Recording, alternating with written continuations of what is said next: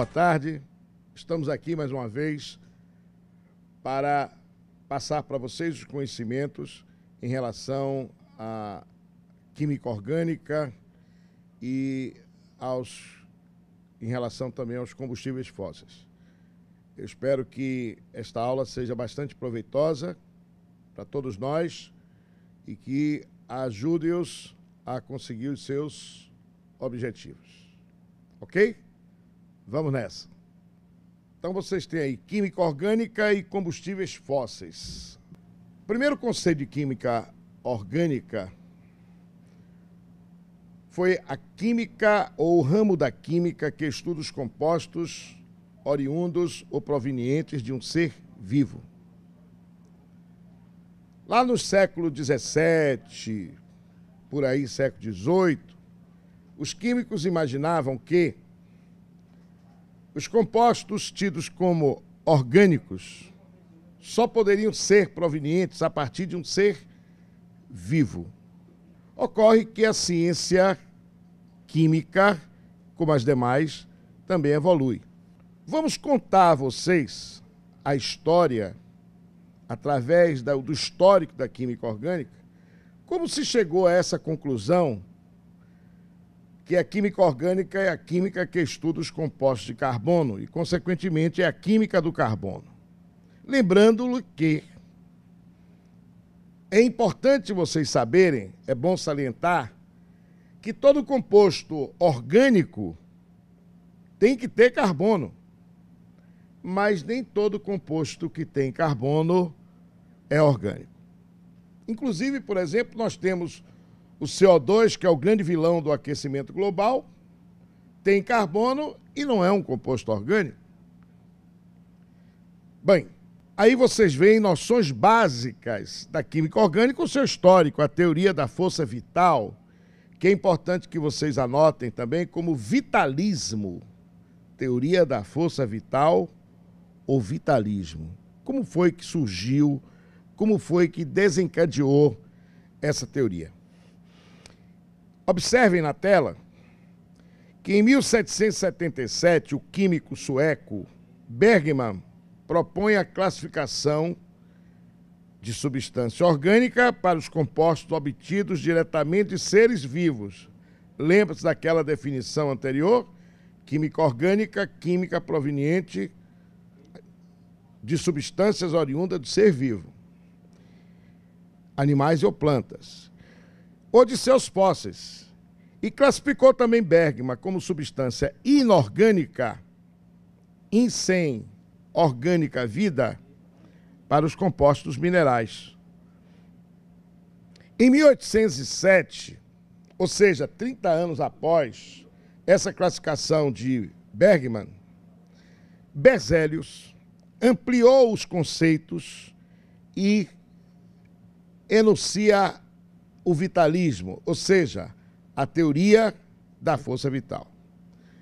Segundo essa teoria, jamais poder-se-ia obter um composto orgânico sem que fosse através de um ser vivo. Porque, segundo Berzelius, deveria haver nesses seres vivos, animais e vegetais, uma força misteriosa, a qual, se é misteriosa, ele não sabia que forma era esta, que fazia com que esses seres vivos sintetizassem substâncias orgânicas. Daí porque, meus amigos, agora vocês sentem o conhecimento de por que essa teoria da força vital. Vital significa força importante, repito, no interior das células, dos animais e dos vegetais, responsável essa força pela sintetização, pela produção de compostos. Evidentemente, se são seres vivos, compostos orgânicos. Foi assim que surgiu a teoria da força vital. Mas a química evolui. A química evolui. Em 1828, uma descoberta importante iria mudar a história da química. A química, na verdade, é uma só, dividida em vários ramos. Quando eu digo a história da química, envolvendo, inclusive, a nossa química, o ramo da química orgânica. Ao aquecer uma substância chamada cianato de amônio, essa substância proposta é um sal inorgânico, portanto é isento de célula, esse químico alemão, Friedrich Wöhler, obteve, por acaso, amostras da ureia, substância orgânica que imaginavam os químicos da época de Wöhler, que eram tidos como alquimistas, que só poderia ser extraída através da urina dos animais. Notadamente, inclusive, salienta-se o macaco. Observe. E Wöhler provou que, além disso ser verdadeiro, mas que também a ureia poderia ser obtida através de uma substância mineral, isenta de célula, um sal denominado de cianato de amônio. A propósito, eu quero fazer esse registro aqui para os meus alunos, para vocês que atentamente participam desta aula, que anotem isto, por gentileza. A primeira substância orgânica, por favor. Primeira substância orgânica obtida. Primeira substância orgânica obtida através de uma substância mineral ou inorgânica. A primeira substância orgânica obtida através de uma substância mineral ou inorgânica. A primeira substância orgânica obtida através de uma substância mineral ou inorgânica. Essa substância orgânica obtida foi a ureia. Ureia.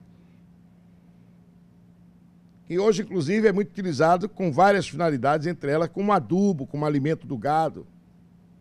Ureia. Portanto, foi a primeira substância orgânica, repito, obtida em laboratório a partir de uma outra substância inanimada, sem célula. E essa substância inanimada, continue seus apontamentos, que originou a ureia foi o cianato de amônio. É um sal. Cianato de amônio, cuja fórmula molecular é NH4CNO. NH4CNO. NH4CNO.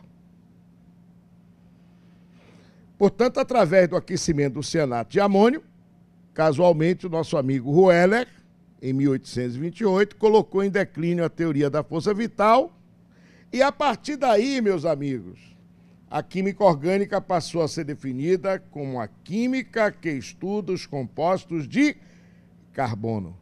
Por que também isso, compostos de carbono? Essa afirmação carbono, por quê? Porque nessa história também, indiretamente, está envolvido um cientista, aquele mesmo que diz que na natureza nada se perde, nada se cria, tudo se transforma, que é o Lavoisier. Ele verificou nos seus estudos que todo composto orgânico apresentava carbono na sua composição. Daí porque hoje a química orgânica, com a descoberta de Wöhler, associado às experiências de Lavoisier, a química orgânica é a química que estuda os compostos de carbono. Por isso que ela hoje é chamada de química do carbono. Para que se chegasse ao conceito de química do carbono, algumas observações pertinentes foram feitas ainda no século XIX. Percebeu-se que todas as substâncias orgânicas apresentavam carbono e hidrogênio, sendo comuns também o oxigênio e o nitrogênio, dentre outros elementos. A propósito, também anotem que o carbono, hidrogênio, oxigênio e nitrogênio, carbono, hidrogênio, oxigênio e nitrogênio, são denominados elementos organógenos. Repito, carbono, hidrogênio, oxigênio e nitrogênio, elementos organógenos. Por que elementos organógenos? frequentemente estão a formar compostos orgânicos, notadamente, claro, o carbono, que é imprescindível. Como já dissemos, todo composto orgânico tem que ter carbono. Mas será, professor Hamilton, que os compostos orgânicos só têm esses elementos? Claro que não. Esses são os mais frequentes. Por isso essa denominação, elementos organógenos. Bom, as características do carbono. O carbono, portanto, é o bambambam. O carbono é o artista da química orgânica. Não é verdade? Ele não chega a ser o tufão, mas é o artista, não é o bobão da história, mas é o artista, é o esperto da química orgânica. Então vamos falar sobre ele. O carbono, informações importantíssimas para o conhecimento dessa introdução à química orgânica. O carbono, ele é um elemento situado na família ou grupo 4A da classificação periódica dos elementos químicos, que vocês chamam, e eu também, por que não, de tabela periódica. E os elementos das famílias A da tabela periódica, conhecidos como elementos representativos, ele tem uma das características mais importantes, que é o número de elétrons da camada de valência. Valência significa poder de combinação. O número de elétrons da camada de valência é igual ao número do grupo. Sendo assim, se o carbono é da família 4A, bem como os demais da família 4A, a propósito, família é a posição vertical na tabela periódica, análise vertical, logo ele tem 4 elétrons na última camada. E para combinar-se com outros elementos, notadamente na química orgânica, ele resgata esses 4 elétrons, ele quer trabalhar com 4 elétrons, não pode trabalhar com 1, nem 2, nem 3, nem 5, exatamente 4. E como o carbono é um ametal, e normalmente ele trabalha com ametal em química orgânica, já que a maioria dos compostos orgânicos são moleculares, ou seja, são covalentes, e consequentemente as ligações são covalentes, essas ligações do carbono são ligações covalentes, chamadas de ligações simples, quando é representada por um só traço, ligação dupla, 2 traços, ligação tripla, 3 traços. Mais adiante vocês vão ver as combinações dessas ligações, a fim de que o carbono fique com as suas tetracovalências, o que é obrigatório em química orgânica. Por isso se diz que ele é tetravalente. Tetravalente ou tetracovalente. Significa que ele tem na última camada 4 elétrons. Mas veja aí na tela, outros elementos da família 4A, voltando, que também tem 4 elétrons na última camada. Observe pelo modelo aí de Rutherford, o silício, cujo símbolo é Si, cujo número atômico é 14, observe a indicação do núcleo e essas regiões extranuclear, notadamente a última, a maior, onde nós temos aí os 4 pontinhos pretos, isso aí significa os 4 elétrons de valência do silício. Observe do lado direito o núcleo, o átomo de germânio, cujo número atômico é 32, observe também que a última camada, os 4 pontinhos pretos, o que representam os 4 elétrons da camada de valência do germânio. Por quê? Tanto o silício quanto o germânio são da mesma família do átomo de carbono, portanto, eles são tetravalentes. Só que o silício e o germânio não são tão importantes quanto o carbono na nossa química orgânica. Isso faz com que o carbono, notadamente, bem como outros elementos, inclusive o silício, na formação do silicone, muito conhecido hoje na indústria, tinha a capacidade de formar cadeias. A capacidade de seus átomos ligarem entre si, formando cadeias carbônicas, não é inerente somente ao carbono. É ao carbono quando forma cadeias carbônicas, mas é ao silício no silicone, cadeias silícicas ou cadeias de silício, quando formam cadeias de silício, na formação, inclusive, de um dos produtos conhecidos industrialmente como silicone. Mas não vem ao nosso estudo agora. Estamos falando sobre cadeias carbônicas. Observe que nessas cadeias carbônicas, os carbonos podem ligar-se uns aos outros e podemos ter também a presença de outros elementos.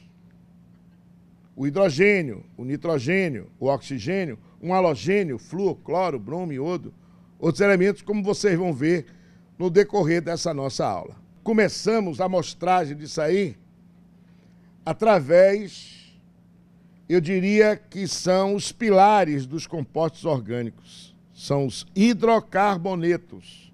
Hidrocarbonetos são também chamados hidretos de carbono, carboidratos, carbetos de hidrogênios. É importante nós sabermos a sinonímia de hidrocarbonetos. Anote aí, hidretos de carbono,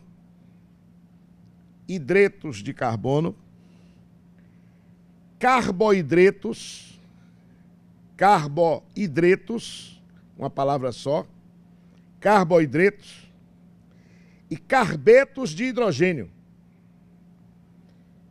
Hidretos de carbono, carboidratos, carbetos de hidrogênio. Essas são as sinonímias de hidrocarbonetos. E o que são hidrocarbonetos? Hidrocarbonetos são compostos binários que apresentam na sua constituição apenas carbono e hidrogênio. Por isso que eu disse, são compostos binários, apenas dois elementos. Por exemplo, a molécula do gás metano, que está aí na sua tela, é um hidrocarboneto, observe. Para o carbono estão com o elemento central dessa figura geométrica, tetraédrica, é o elemento central e convergindo para ele átomos de hidrogênio. Observe cada hidrogênio com uma ligação. Por que cada hidrogênio com uma ligação? Porque o hidrogênio, é importante saber isso, ele faz apenas, da mesma forma que o carbono faz 4 ligações covalentes, o hidrogênio só faz uma. O hidrogênio é monovalente. Então a molécula do gás metano, vocês estão vendo aí, é formada apenas por A de carbono e hidrogênio. Ou seja, um A de carbono é ligado a outros 4 A de hidrogênio, conforme vocês veem aí na figura. Como nós classificamos hidrocarbonetos? Dependendo do tipo de ligação entre os átomos de carbono, a presença de ligações duplas ou triplas ou cadeias fechadas alteram as propriedades químicas e físicas das substâncias, portanto, alteram a classificação das substâncias. Vocês estão vendo aí na tela o butano. Butano é um dos gases utilizado na mistura do gás doméstico, que é propano e butano, esse gás de cozinha que nós usamos, e também ele, o butano, é chamado de gás de isqueiro, utilizado em isqueiro, para o pessoal que já comprou um terreninho nos cemitérios da cidade, né? Pessoal que fuma, já tem ali reservado o seu lote. Bom, como é que nós classificamos hidrocarbonetos? Nós temos aí um quadro onde há uma demonstração da classe dos hidrocarbonetos. Você vê aí, a princípio, alcanos e alcenos. Característica da cadeia carbônica dos alcanos. Os alcanos e alcenos, vou mais adiante, eles têm cadeia aberta. O que é uma cadeia aberta, que é também chamada de acíclica ou alifática? Por gentileza, anotem. Cadeia aberta, anotem. Cadeia aberta ou acíclica ou alifática. Cadeia aberta ou acíclica ou alifática são aquelas que não formam uma figura fechada, não formam um ciclo. Cadeia aberta, acíclica, ou alifática, elas não formam ciclo. Elas não formam uma figura fechada, elas não lembram um triângulo, um retângulo, um pentágono, um hexágono, enfim, uma figura fechada. Então, os alcanos, os alcenos, mais adiante vocês vão ver os alcinos e os alcadienos, nada mais são do que hidrocarbonetos de cadeia acíclica. A propósito, para facilitar para vocês aí de Amargosa, o termo alque vai lembrar para nós cadeia aberta. Alcanos, alque, cadeia aberta. Alcenos, alque, cadeia aberta. Alcinos, alque, cadeia aberta. Alcadienos, alque, cadeia aberta. Agora, o que muda é o infixo, alcanos. Mais adiante vocês vão ver que o infixo an está entre o prefixo e o sufixo. An significa apenas ligações simples. Então, alcanos são hidrocarbonetos de cadeia aberta com ligações simples, evidentemente entre átomos de carbono. Alcenos, hidrocarbonetos de cadeia aberta com ligação dupla entre carbono. Por quê dupla? O termo "em" para nós, a partir de agora, e dos seus conhecimentos prévios, acredito, de química orgânica, significa presença de dupla ligação. Então, voltamos. An, ligação simples. Em, ligação dupla. Aí vem in, ligação tripla. Aí você tem alcinos, hidrocarbonetos de cadeia aberta com tripla ligação entre carbono. Aí você tem alcadienos de em, hidrocarboneto de cadeia aberta contendo duas duplas ligações. Esses são os hidrocarbonetos acíclicos mais importantes. Voltemos aqui à nossa tela. Observe que um dos exemplos de alcano você tem o metano, um dos principais constituintes do biogás, ele que também tem origem do flatus dos bovinos, dos caprinos, e é um dos responsáveis também pelo aquecimento global. Observe que no metano, na figura que já passou anterior, no slide que já passou, no carbono só há ligação simples. Agora observe no alceno, há uma ligação dupla entre átomos de carbono. A propósito, vocês veem aí também no nosso slide, que todo hidrocarboneto, notadamente acíclico e alguns cíclicos, tem fórmulas gerais que os identifica. E é importante saber essas fórmulas gerais, claro. Observe alcanos aí na tela. CnH2n mais 2. Esse N corresponde ao número de carbono. Então, se eu digo assim, um composto que tenha 23 carbonos, então N é igual a 23. É um alcano. Quantos hidrogênios eu terei? Se tem 23 carbonos e é um alcano, o que é que eu faço? 2 vezes 23 dá 46. Com 2, 48. Então seria C23H48. É um alcano.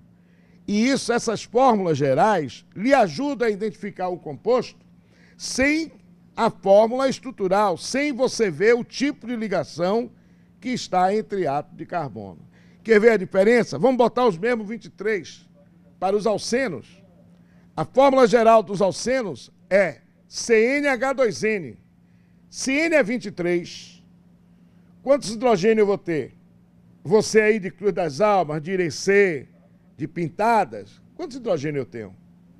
Se N é 23, hidrogênio é H2N, então 2 vezes 23 serão 46.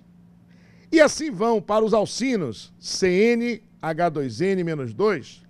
Para os alcadienos, CnH2n menos 2. Aí vem uma pergunta. Por que, Hamilton, que os alcinos e alcadienos têm a mesma fórmula geral? Porque eles são isômeros. Isômeros em química orgânica, que é um fenômeno predominante na química orgânica, é um dos fenômenos que explica o maior número de compostos orgânicos em relação aos inorgânicos, a isomeria. Isômeros são compostos que têm a mesma fórmula molecular e fórmulas estruturais diferentes. Observe, continuando aí, mostrando para vocês alcinos, observe ali a tripla ligação entre átomo de carbono, os alcadienos, as duas duplas ligações dentro do carbono, a coluna onde estão as suas fórmulas gerais e outras informações em relação a eles que não são tão importantes. O mais importante é a identificação desses hidrocarbonetos a princípio de cadeia aberta, onde nós usamos, lembre-se, do termo alqui, cadeia aberta, an, en, in e dien. An, ligação simples, en, ligação dupla, in, ligação tripla, dien, duas duplas ligações. E o conhecimento da fórmula geral, não deve esquecer. Repetindo, alcano, CnH2n mais 2. Alceno, CnH2n.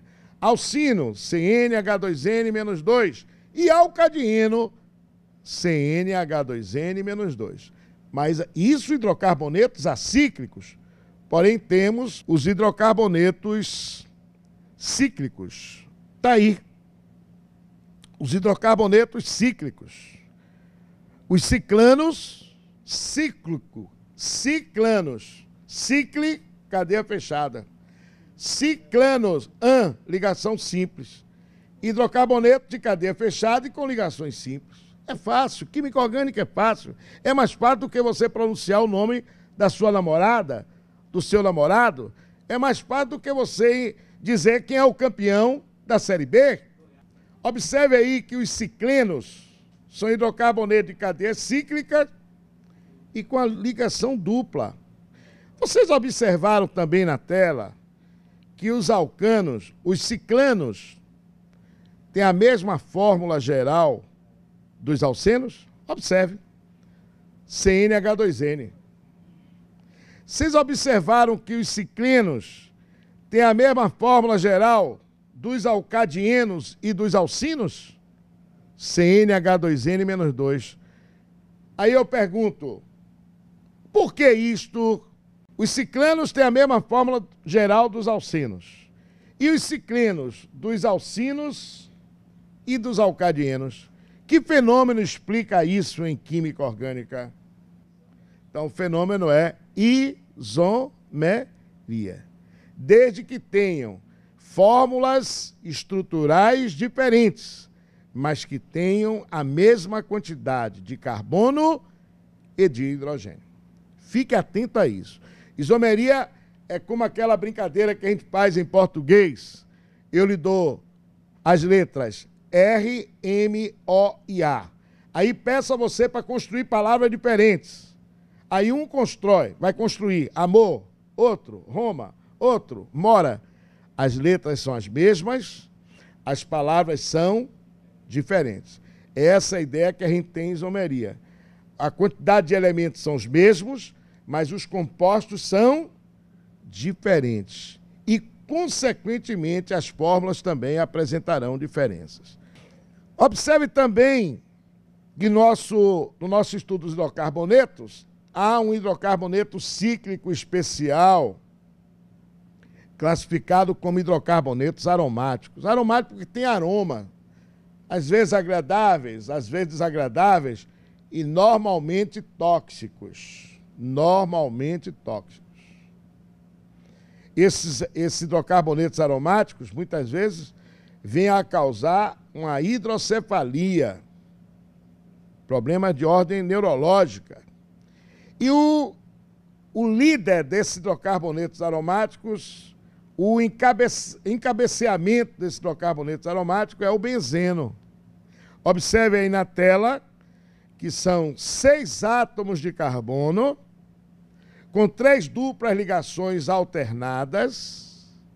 E observe que para completar a tetracovalência de cada carbono, o hidrogênio, onde ali os hidrogênios, por omitida a ligação simples, porque sabe-se se está faltando uma ligação para completar a tetracovalência de cada carbono que está aí no benzeno, como vocês podem ver, essa ligação é uma ligação simples, representada, portanto, por um traço.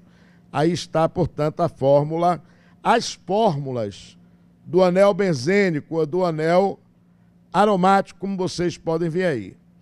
Aquela que tem um círculo no seu interior, né, da figura hexagonal, esse círculo chama-se núcleo de ressonância.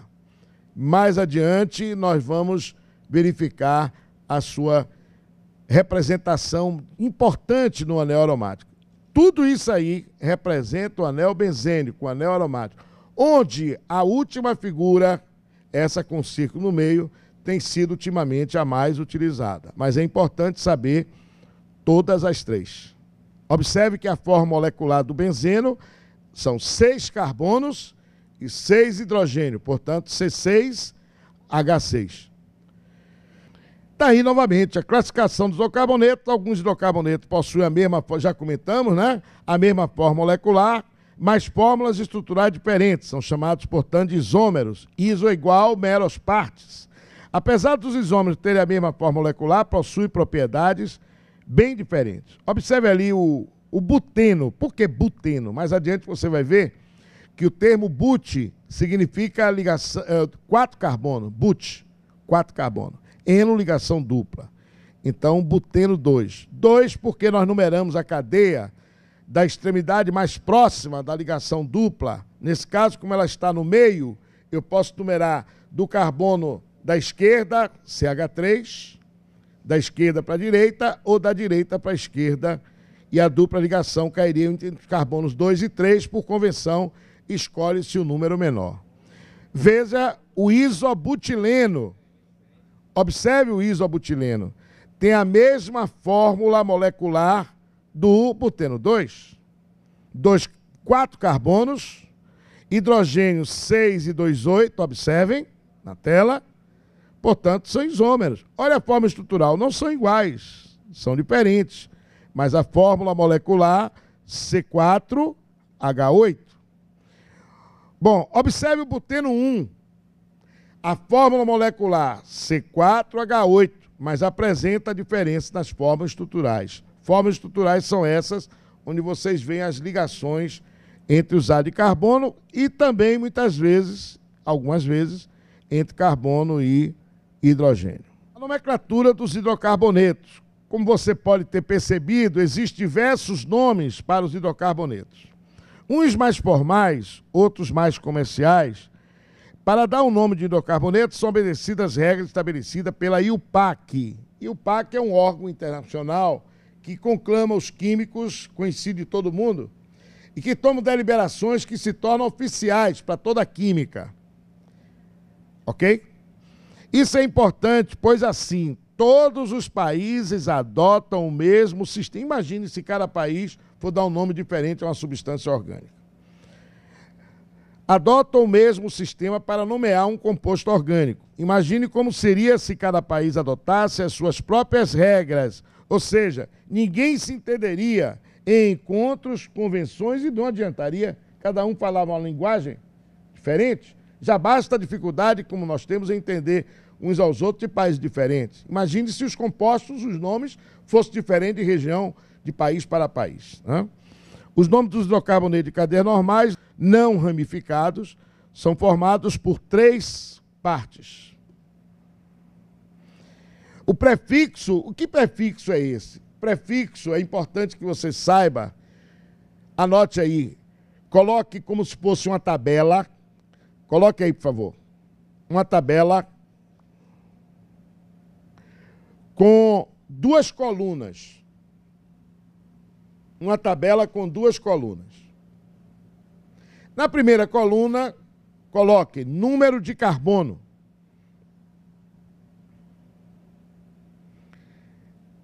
Na segunda, coloquem prefixo.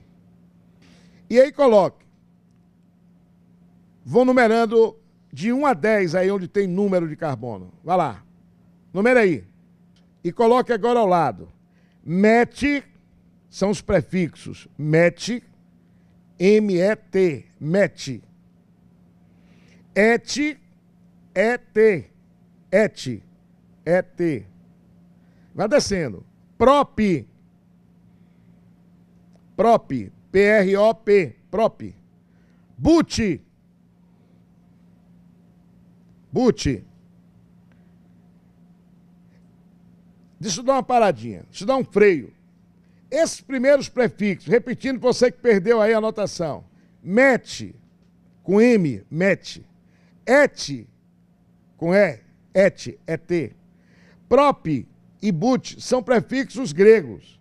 São indicações para qualquer composto orgânico, hidrocarbonetos ou não, que contenham 1, 2, 3 ou 4 carbono. 1 é met, 2 é et, 3 é prop, 4 é but.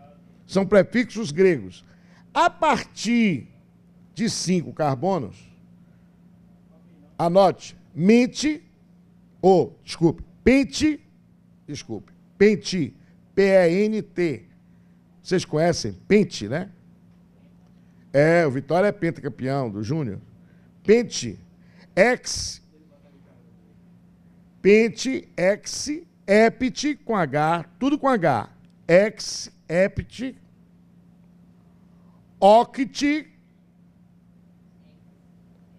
oct, non e dec. Então vamos repetir todos aí? Vamos lá. Todos. 1, met. 2, et. 3, prop. 4, but. 5, pente. 6, ex. 7, ept. Tudo com H, né? Ex e ept com H. 8, oct. 9, non. 10, dec. É importante saber mais? Mas para o vestibular, hoje, os vestibulares Enem, já não exigem tanto conhecimento acima de 10 átomos de carbono. Mas é interessante que você saiba um pouco mais além. Mas aí, acredito eu, pelo conhecimento que nós já temos, dá para o gasto. Ok, meus amigos? Para facilitar vocês, rubro-negros, olha a cor aí, mamãe. Olha a cor, papai. Vermelho e preto, para facilitar, tá vendo? Ó, só ligação simples, an. Uma dupla, em. Uma tripla, in. Duas duplas, gen. É importante também que você saiba, é importantíssimo, não só para o vestibular, mas para a sua vida profissional. Você que vai fazer medicina, farmácia, nutrição, odontologia, enfermagem e carreiras afins que dependam de química, que você saiba o que vocês estão vendo aí na tela. Para identificar, muitas vezes, saber o nome dos hidrocarbonetos, é preciso saber o nome de radicais. Os radicais são átomos ou grupamentos instáveis e eletricamente neutros que possuem um elétron não compartilhado, valência livre. É como você está. Por exemplo, eu agora estou com minhas mãos livres. Estão livres. Mas agora eu vou pegar aqui no aparelho de som. Então, minhas mãos livres são os radicais, a valência livre. Agora eu vou pegar no aparelho de som, que seria o restante do composto orgânico. Então, os radicais não permanecem por muito tempo livres. Eles estão presos às cadeias carbônicas, constituindo o que nós chamamos de cadeias carbônicas ramificadas. É como se fosse uma árvore, onde você tem um tronco e as ramificações. São esses radicais que nós temos aí. Aí tem a forma de você dar essa denominação. Os radicais na nomenclatura de um composto devem ter a sua localização na cadeia carbônica. Essa localização normalmente é indicada por números, numeração da cadeia, e o nome indicado. Caso exista mais de um radical igual, deve-se adicionar o prefixo que indica a quantidade desse radical. Por exemplo, mais adiante vocês vão ver que tem um radical metil. Mete um carbono, metil. Se tiver 2 radicais metil numa cadeia, dimetil. Se tiver 3, trimetil. Se tiver 4, tetrametil. E assim sucessivamente. Porém, se houver 2 ou mais radicais diferentes, eles devem ser localizados em ordem alfabética. Se numa cadeia carbônica nós tivermos o radical metil e etil, numa nomenclatura eu primeiro coloco etil para depois colocar metil. Por quê? Etil vem antes... A letra E de etil vem antes de M. Né? Aí você diz, Hamilton, e se for dimetil, como é que fica? Eu tenho uma ramificação, 2 ramificações, metil, dimetil. E um etil, como é que fica? Então, primeiro eu vou citar dimetil para depois etil? Não. Tá, então, os radicais que nós acabamos de falar, chamados de radicais alcoílas ou alquilas, apresentam uma valência livre presa a carbono saturado. Carbono saturado não é aquele carbono cansado, não. Carbono saturado é aquele onde para ele só convergem ligações simples, um traço apenas. Então, esses radicais vocês devem decorar, devem saber. Metil, etil, N-propil, isopropil. Esses termos, N, iso, têm uma razão de ser que, infelizmente, o nosso tempo, ainda temos algumas coisas a comentar com vocês, não nos deixa à vontade. Mas é interessante que você memorize, além desses radicais, outros que devem aparecer aí na nossa tela. Estão aí os radicais com anéis aromáticos, radical fenil, o radical alfa-naftil, o beta-naftil. Hamilton, por que esse alfa, por que esse beta? Eu peço a vocês, por gentileza, que consulte os seus livros de química orgânica, que com essa informação, essa introdução, não é à toa que a aula é introdução à química orgânica, com essa introdução, acompanhado pelo livro, pelo seu módulo, com certeza vocês vão entender o nosso recado melhor ainda. Tenho certeza disso. Está aí, portanto, como se dá, mais uma vez, para mostrar a você, fixar como é que se dá o nome de hidrocarboneto, está vendo? O de cima, etano, et, 2 carbono, an, ligação simples, O, terminação dos hidrocarbonetos. Etino, et, 2 carbonos, in, ligação simples, O, está vendo? Eteno, e aí vai, vocês estão vendo, isso aí são hidrocarbonetos não ramificados. Veja, uma só coluna de carbono, está vendo? Você não observa a outra continuidade de carbono. Já aí nós estamos diante de um hidrocarboneto ramificado. Você observe que o nome desse composto é o 3,5-dimetiloctano. Sabe por que 3,5? Numera esse composto da esquerda para a direita.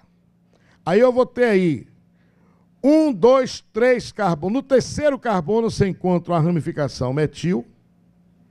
E no quinto você encontra outra. Por que da esquerda para a direita? Há uma regra a qual você vai aperfeiçoar esse conhecimento. Mais uma vez eu digo, consultando os seus livros, os seus módulos, onde se diz que devemos numerar um composto orgânico, notadamente um alcano, da extremidade mais próxima de uma ramificação. Por isso que a nomenclatura desse composto não é 3,5. A vírgula funciona como uma pausa. No lugar dela poderia ser um hífen. 3,5 dimetil, porque são 2.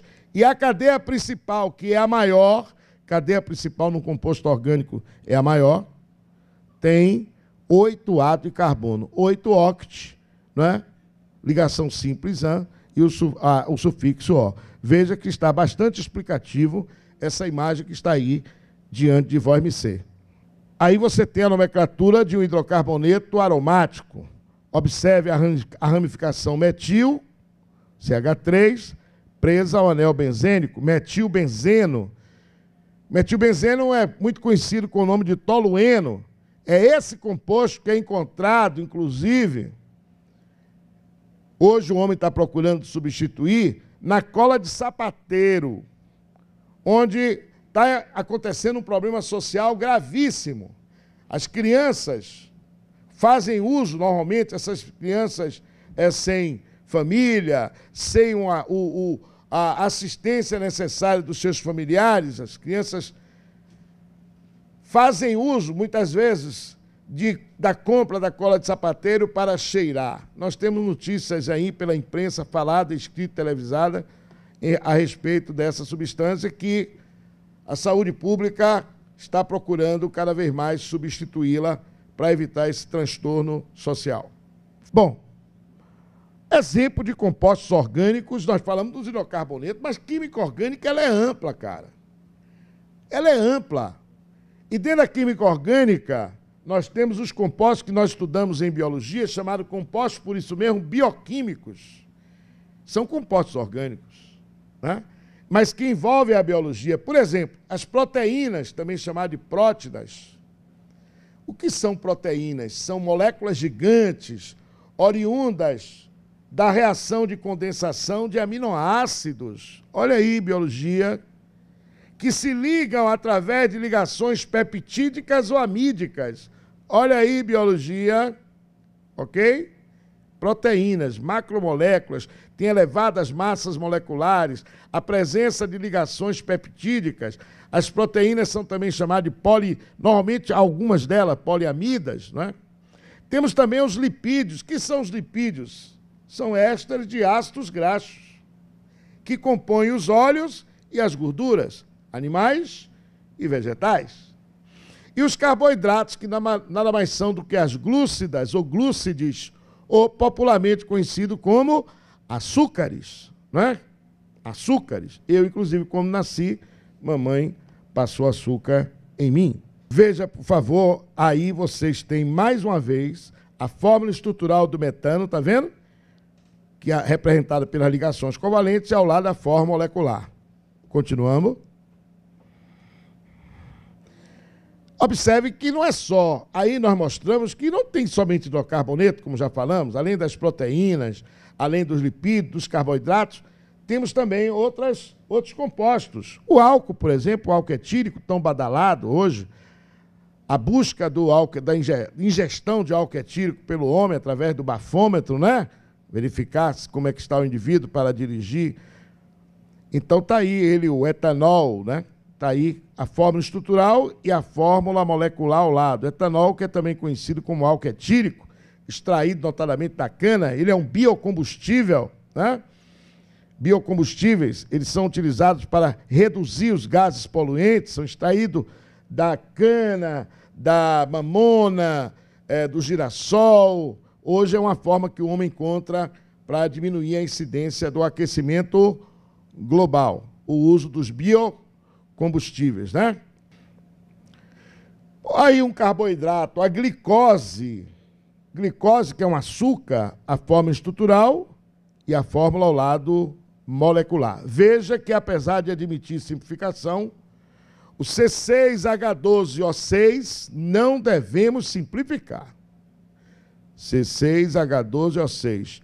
Além de ser a fórmula da glicose, vocês vão ver nos seus livros, nos seus compêndios químicos, que existem isômeros da glicose. A frutose, por exemplo, né? É isômero da glicose. A galactose, a manose, aí nós entramos no campo da bioquímica. Isômeros, mais uma vez, tem a mesma fórmula molecular, C6H12O6, no caso da glicose, mas as fórmulas estruturais vão apresentar diferenças. Meus amigos, quando se fala em química orgânica, não podemos deixar de falar nos famigerados combustíveis fósseis. Quando eu digo famigerados, porque os estudos comprovam que, apesar, inegavelmente, dos benefícios que os combustíveis fósseis trazem para o mundo moderno, o transporte, né, e outras, mas os danos estão sendo bem maiores. E nós estamos vendo aí, apesar dos céticos, né, os danos ocorridos pelo problema do aquecimento global, né? E o que são esses combustíveis fósseis? Como nós sabemos, são fontes de energia, observe aí na nossa telinha, criados a partir da fossilização de animais e plantas. Esse processo natural dura milhares de anos, é natural e dura milhares de anos. E é de grande importância para a organização energética do nosso planeta. Claro que é, mas os danos são bem maiores, apesar dos céticos. Os combustíveis fósseis são compostos de carbono, importantíssimo, por isso que eles são estudados nessa introdução à química orgânica, porque são compostos de carbono, para o ciclo carbonífero. Ciclo carbonífero é também chamado ciclo de carbono, pois corresponde ao último modelo de armazenamento desse elemento da natureza. Esse ciclo armazena o carbono e que o homem, infelizmente, está retirando como combustível, e aí, daí eles são combustíveis não renováveis, né? O homem preocupando em substituí-los por duas razões. Primeiro, porque eles são não renováveis. E segundo, para diminuir o efeito do aquecimento global. Existem dois modelos para o ciclo de carbono. Convém vocês depois aprimorar esse conhecimento, principalmente também em relação à geografia. Ciclo de carbono. É interessante. Não só a química, como geografia. O ciclo geológico apresenta uma estrutura de transição lenta. O ciclo geológico é também chamado ciclo longo do carbono, geológico longo, onde o carbono leva milhares de anos para deslocar-se entre oceanos, litosfera e atmosfera. Litosfera é a parte sólida do globo terrestre, né? Litosfera. Oceano é a hidrosfera, né? E a atmosfera. E o biológico. Os agentes são do ciclo biológico, são os seres vivos, através da fotossíntese. Né? O que é a fotossíntese? É uma reação biológica onde os vegetais, as plantas, absorvem a radiação solar e o CO2 e transformam a uma reação química com produção de carboidratos, glicose e liberação de oxigênio para a atmosfera. Essa é a fotossíntese. Então, a fotossíntese dos vegetais, a respiração dos animais, fungos e bactérias, o carbono realiza o seu ciclo de forma rápida e constante. Está aí, a fossilização faz parte do ciclo geológico do carbono, responsável por estabelecer, claro, o equilíbrio energético. Quem seria de nós se não fosse esse ciclo, né? Principalmente o ciclo geológico. Principalmente, ele armazena carbono, evita o excesso de carbono, impede o excesso de carbono na atmosfera, né? Impedindo assim que ele participe do efeito estufa. Está aí, ó. O equilíbrio energético em nosso planeta, estocando esse elemento em camadas profundas da Terra, de modo que ele não atue diretamente no efeito estufa, está vendo? Mas o homem está fazendo o inverso, está retirando, ok? Está retirando. Os combustíveis fósseis resultam da última etapa, está vendo aí, do ciclo geológico do carbono e são responsáveis por impedir que uma quantidade excessiva desse elemento permaneça na atmosfera. Bom, eu quero citar aqui que os três importantes combustíveis fósseis, o carvão mineral, o petróleo e o gás natural. Esses são os três mais importantes. Primeiramente, o combustível mais usado foi o carvão mineral, que servia como fonte de energia nas antigas fábricas, usinas termoelétricas, ferrovias e navios a vapor. A propósito, o carvão mineral, ele teve uma participação muito importante na Revolução Industrial no século XIX, né? Ele foi o primeiro combustível a ser usado para máquinas a vapor. Depois vieram os derivados do petróleo, a gasolina. A gasolina é uma mistura de hidrocarbonetos, isoctano e heptano, e o diesel, que também é uma mistura de carboneto, resultantes da destilação fracionada do petróleo, indispensáveis à indústria moderna e à expansão do transporte rodoviário. O gás natural, que também é uma mistura de hidrocarboneto de massas moleculares leves, é encontrado juntamente com o petróleo, em jazidas onde tem petróleo.